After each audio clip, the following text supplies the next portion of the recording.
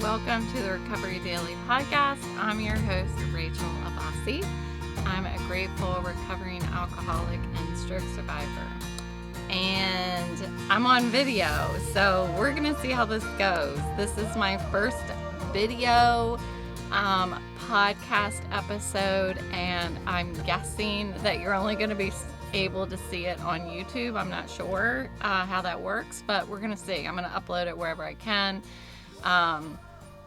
But I think that that's how I don't know what I'm doing. That's how much I don't know what I'm doing, that I'm just recording it on video. And I'll tell you why today is important that I'm on video in a minute. So I want to start out by letting you know what the writing prompt is for, I have stage fright. What the writing prompt is for the listener challenge. So your listener challenge this month, again, is saying the Serenity Prayer once a day and reflecting on how the words of the Serenity Prayer apply to your day that you're in. So the writing prompt to help you kind of get some of your thoughts rolling is, how do you practice courage today in small or significant ways? Okay, so I want to talk about what it was like in the detox facility.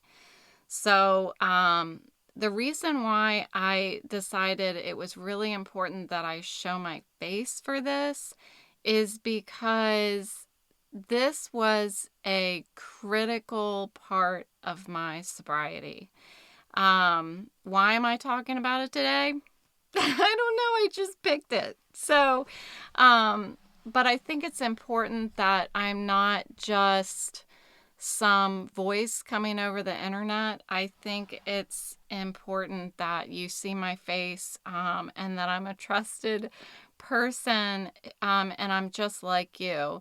I went into a detox facility almost 8 years ago. So next month, April 28th, it will be 8 years. And it is a place of beginnings. It's a place of challenges. It's a place where ultimately, if you have the right mindset and you take suggestions and you're open, then it's ultimately a place of hope. And I've talked about previously that I went to a facility twice, and the first time I started drinking again after a few months, and was drinking again for about 8 months. So I'm just going to pause right there for a second. I don't know what my eyes are going to do, and it's important that so that I don't kick off a lot of my symptoms, I might shut my eyes a lot, because when I start talking, I start looking around, and it kicks off my symptoms for my vestibular disorder. So you may have a video of me with my eyes closed, and I'm just going to get okay with that. We'll see how it goes. So, okay, with that being said, I wanted to talk to you about what life is like at a detox facility for a patient, what it was like for me. Now, I've heard lots of other experiences. I've heard some experiences being not fabulous. Mine, both times I went, were supportive, comfortable, and I was around people like me. And that's the most important part for me, was starting sobriety with people like me. And like me does not mean that they were the same age as me, does not mean that they were single mothers of 2 children, homeowners. That's not what I mean by like me. They had a disease like me. They had an obsession of the mind like me. They could not stop thinking about whatever their drink of choice or drug of choice was.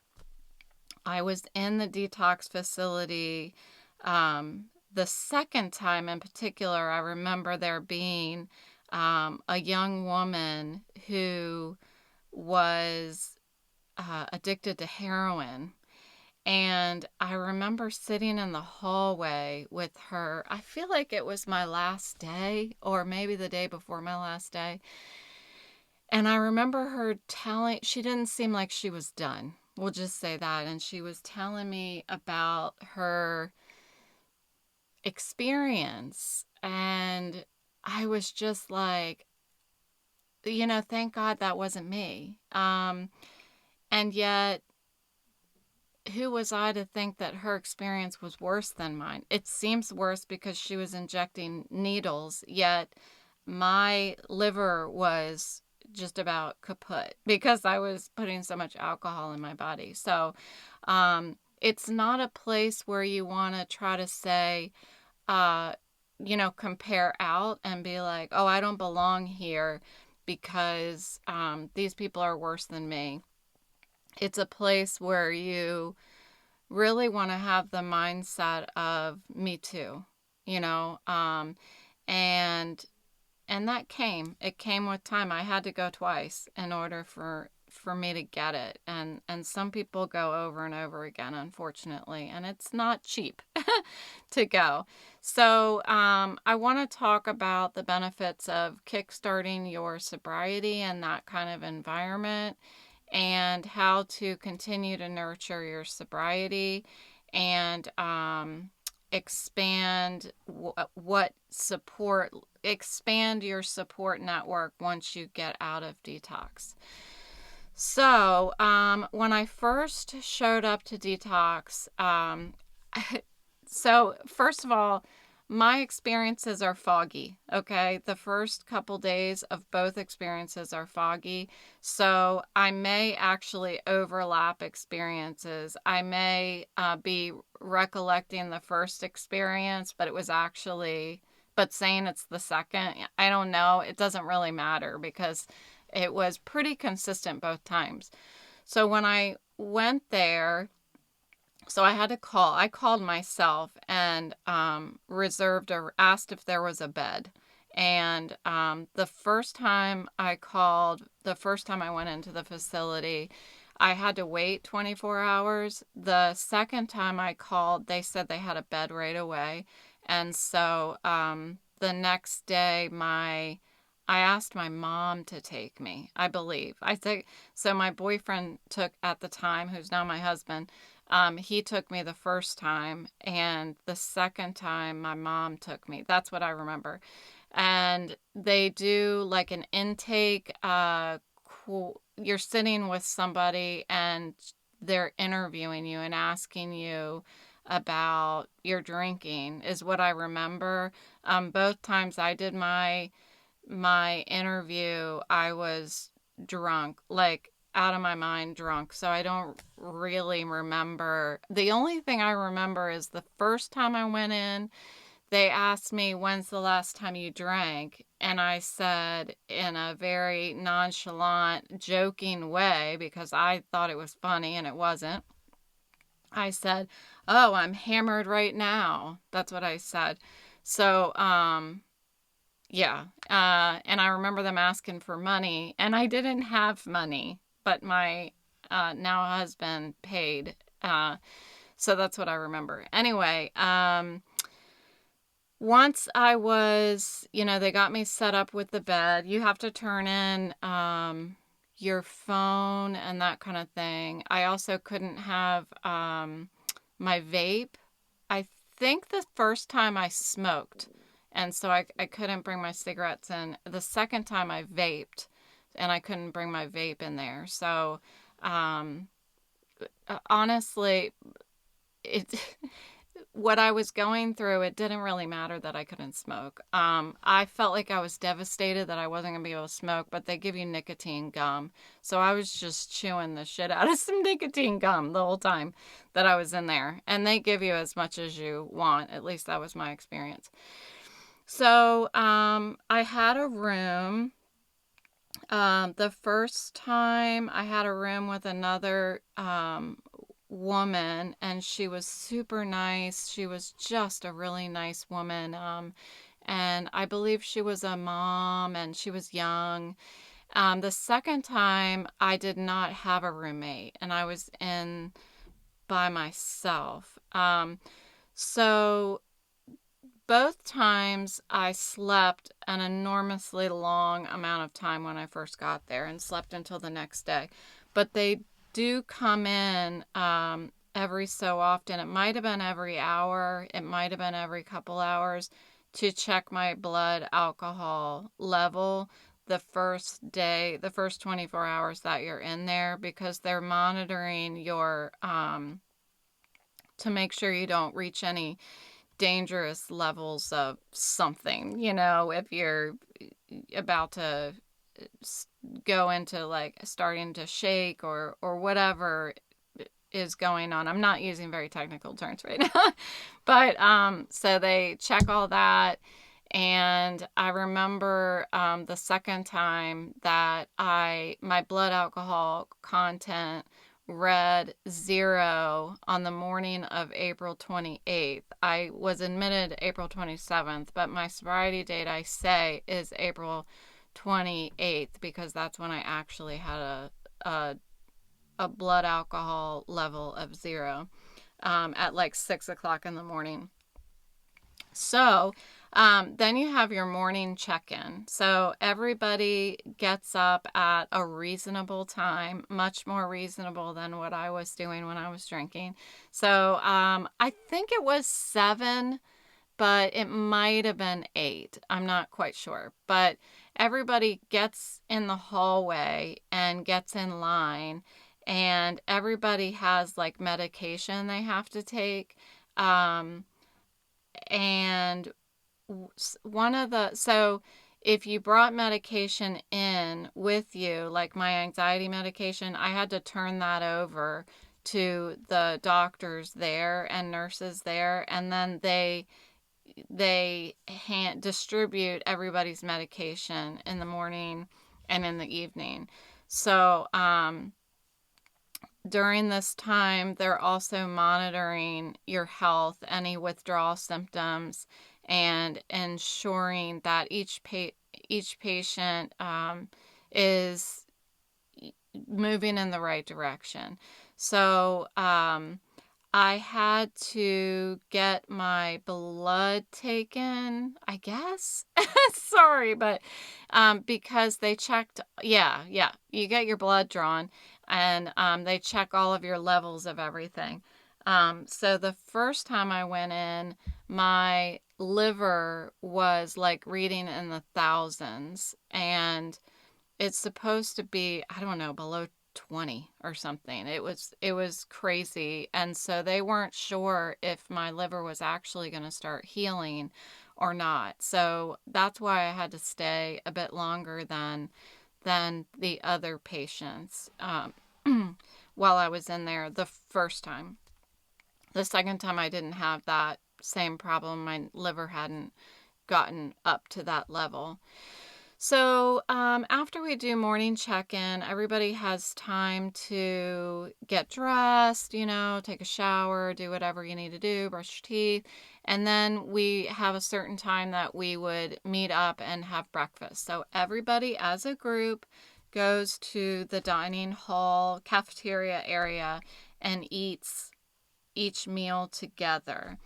The first time I went in there, I was not well enough to go with everybody else to eat because I was a fall risk. So I was on a walker, and they actually had one of the patients bring me my meals for a couple days until I wasn't a fall risk anymore. But other than that, everybody goes together, and then after your meal, you're promptly expected to show up for a group session. And so these are core components of the day. These are where the patients will engage in like group therapy, in educational workshops, and support groups. So there might be a representative of AA that comes in and brings an AA meeting in. But it's an opportunity for everybody to share what they're dealing with. And there's some people that come in and they're pissed off, because they didn't choose to be there. There's other people that come in and they've lost everything and they're just a wreck. And then there's other people like me where both times, I felt like I was in the right place. I felt like I wanted to learn. I was willing to listen. I knew that I was with people who were really struggling. I knew that these doctors and therapists and everybody like knew what they were talking about. I just didn't want to stop drinking, So I wanted to follow the rules. I've always been a rule follower, but I didn't quite want to quit drinking the first time. The second time, I was willing to do whatever anybody told me. Every single suggestion, I followed it. Why? Because the first time I went in there and they gave me all these suggestions, I picked and chose what I wanted to follow. And I got drunk again, a couple months later. And so the second time I was like, no matter what anybody says, I'm doing it. I'm taking every single suggestion. So that's what I did. And throughout the week that I was there, so this was a 1-week program for me. This was literally detox, not rehab. I think rehab is more like one of those 28-day kind of things. Mine is detox, and it was with the Inova facility in Fairfax, INOVA, in Fairfax, Virginia. So throughout this time that you're there, you have the opportunity to participate in these group therapies, and there's also an opportunity to meet individually with a therapist to talk about how you're feeling. You're also encouraged to journal. You're encouraged to work the first few steps of the program of Alcoholics Anonymous. So in the group sessions, we would really sit and have the therapist or doctor or both talk about the effects of alcohol on the body. It was a bit of a science lesson. It was also a bit of psychological kind of lessons. And then they gave us worksheets and we could like write out what we thought about the steps, like how it impacted us. And it really matters what kind of mindset you have. The first time I was in there, my mindset shifted. In the beginning, I was willing to be there, but after a couple days, I think after I got off my walker, I felt like, I don't think I need to be here. I think I can just go home and not drink now. And that was silly for me to think that. And luckily my husband at the time, husband now, encouraged me to stay. And it wasn't enough the first time, but still, I did stay the first time. And so you have time to go in your room and do some personal growth kind of journaling and self-reflection. And then there's also in the afternoon, we had more of like recreational therapy. So this was art. I remember drawing a lot.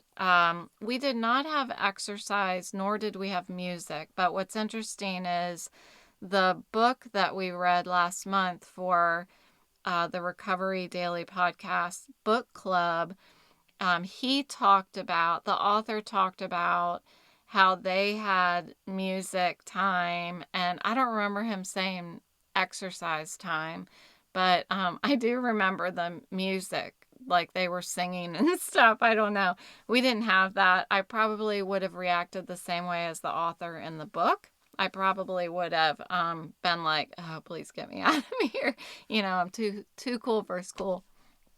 So, but I remember drawing both in that facility, and I remember afterwards I went to IOP, which is an intensive outpatient program for 10 weeks. And I remember us drawing in there too. So drawing, be prepared to draw. And no, I can't draw, but I certainly practiced a lot.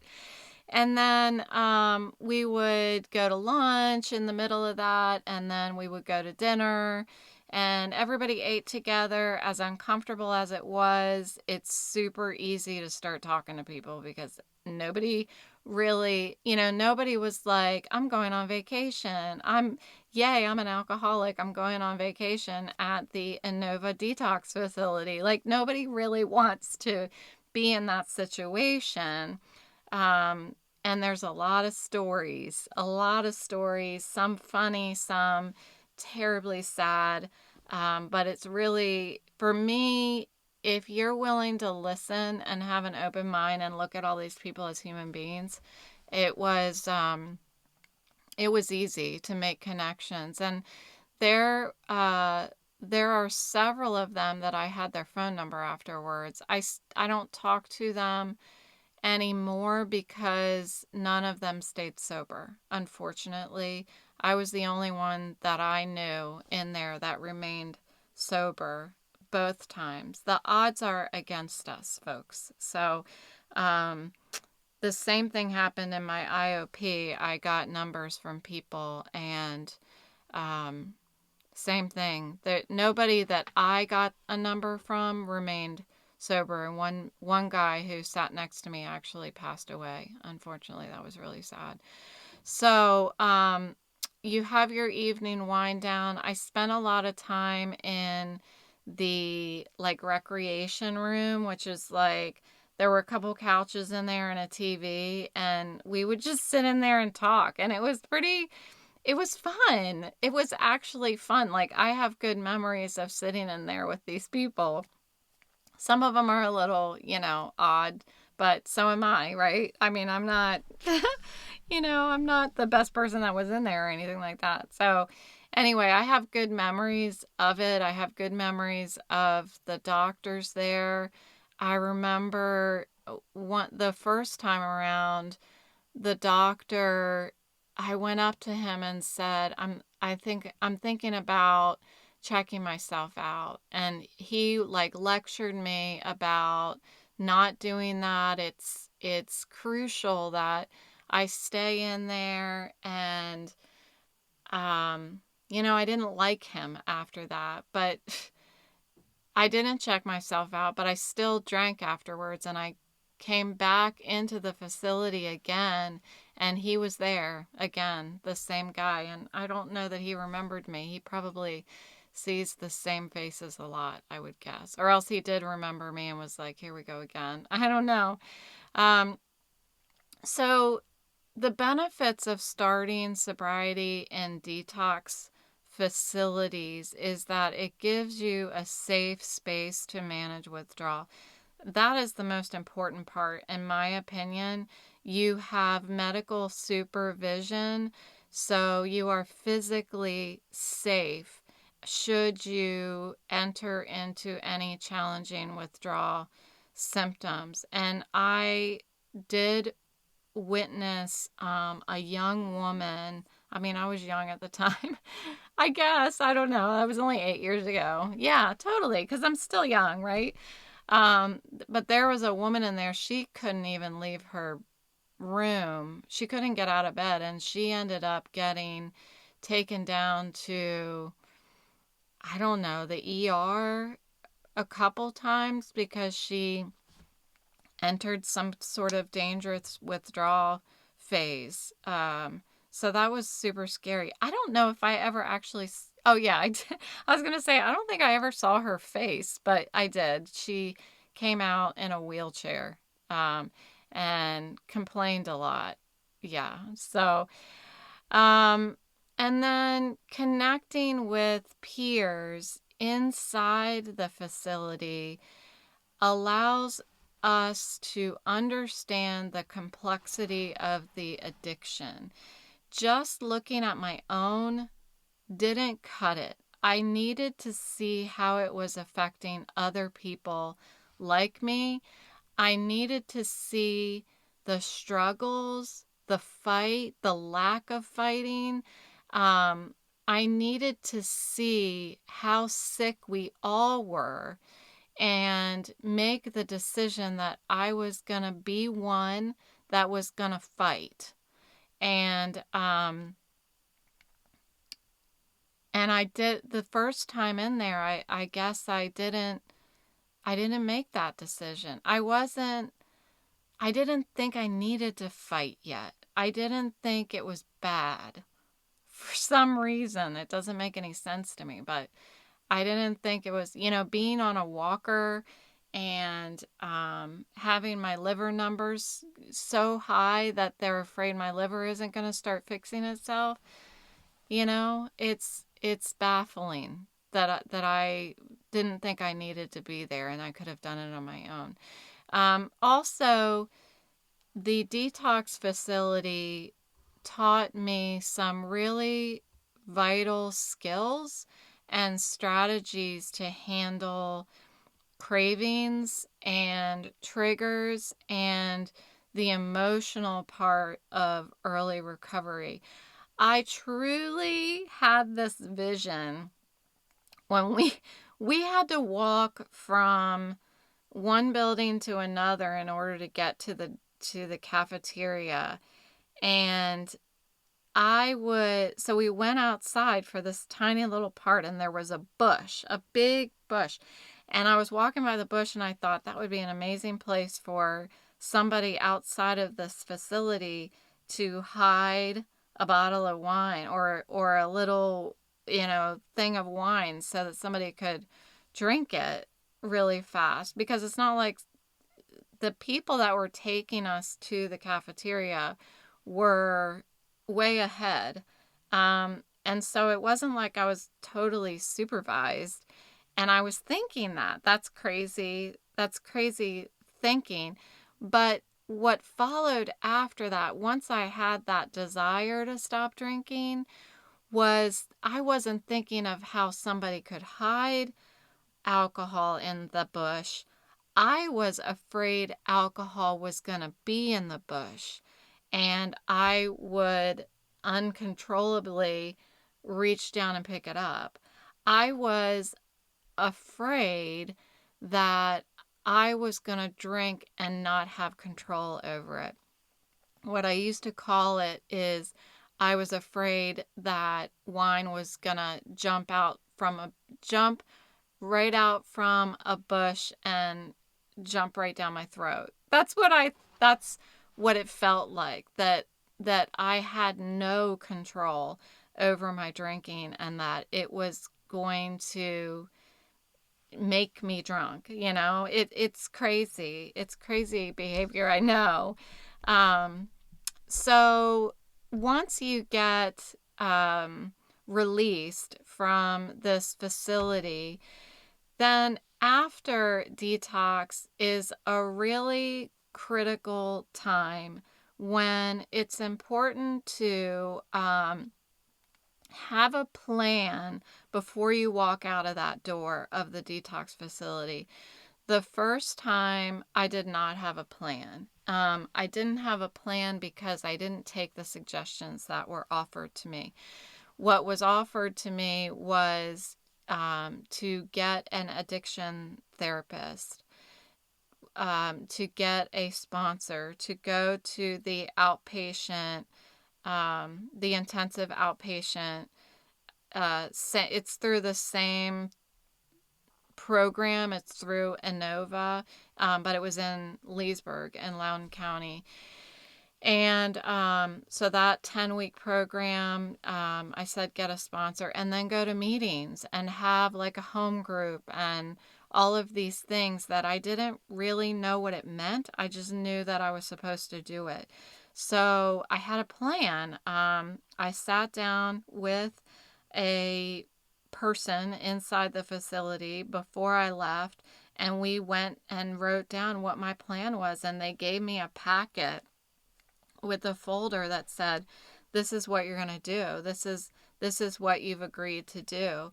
So I did sign up for an addiction therapist or counselor. I don't know what the difference is, but an addiction therapist. And my boyfriend helped me pick one out. We went through this website and just picked one that looked friendly.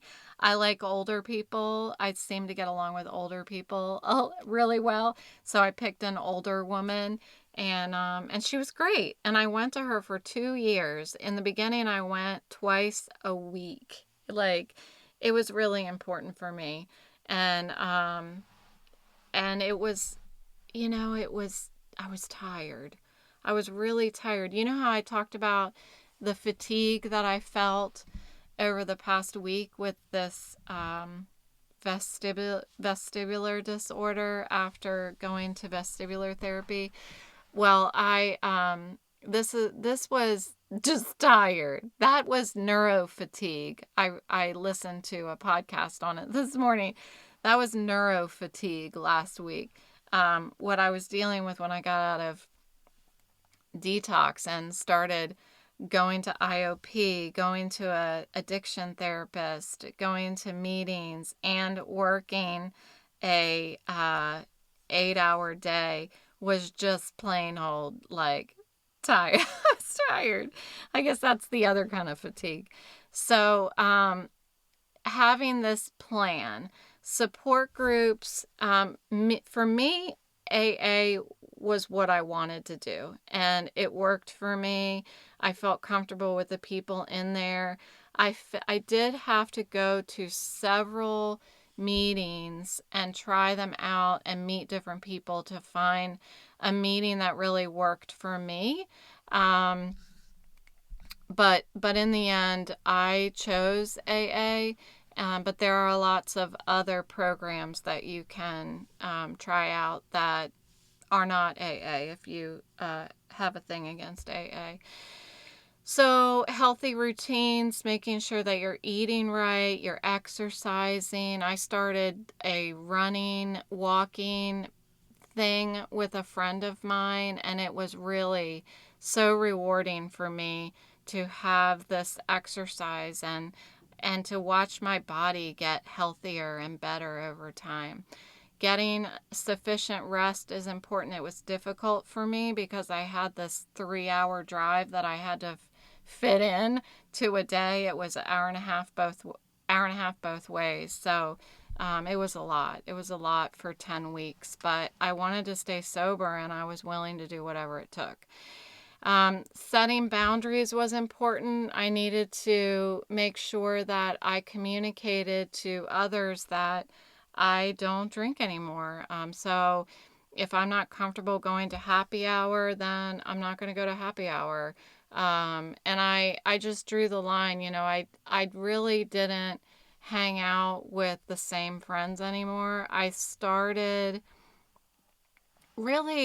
was so busy trying to stay sober that I wasn't hanging out with many people at all. I was hanging out with my therapist twice a week and my boyfriend and my kids and all that stuff. So, but for me, it was important to not have alcohol in the house, to not go to places that had alcohol. It was just too much for me. And over time, I started to be able to give back, but it took time for that to happen.